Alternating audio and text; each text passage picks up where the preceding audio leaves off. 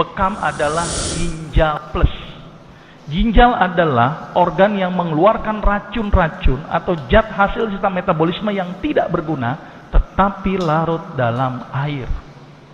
Contohnya apa? Urium, terus kemudian apa? Kreatinin, asam urat, kolesterol. Tapi masalahnya kolesterol tidak larut dalam air sehingga ginjal tidak bisa membuang kolesterol. Dia hanya membuang urium, kreatinin, asam urat. Terus bagaimana kolesterol bisa dibuangkan, Pak? Kolesterol bisa dibuang ketika tadi bekam. Bekam adalah fase pembuangan ginjal plus. Artinya apa yang dibuang ginjal dibuang juga oleh bekam, tapi apa yang dibuang oleh ginjal yang tidak dibuang sama ginjal tapi dibuang oleh bekam. Bahasa medisnya adalah ginjal membuang hidrofilik, arti yang larut dalam air, sedangkan bekam membuang hidrofilik plus hidrofobik. Apa itu? Yang larut dalam air dan larut dalam lemak. Maka itu kenapa bekam bisa ngobatin kolesterol.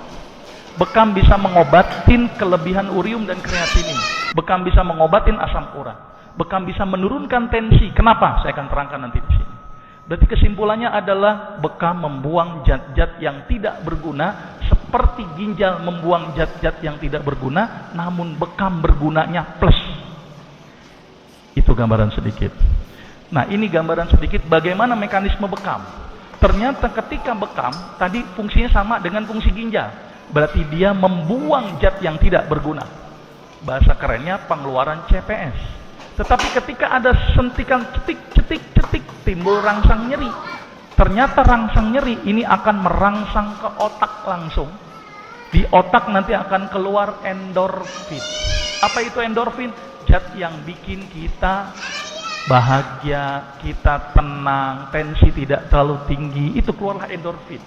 Maka itu bekam ternyata bikin kita bahagia seharusnya. Ditambah lagi ketika di kop, maka semua cairan akan terkumpul di bawah kulit sehingga sensitivitas saraf menjadi tidak sensitif. Maka itu kenapa bekam ketika disuntik itu tidak akan ada timbul nyeri. Karena sudah terakumulasi cairan interstisial dalam jumlah yang banyak.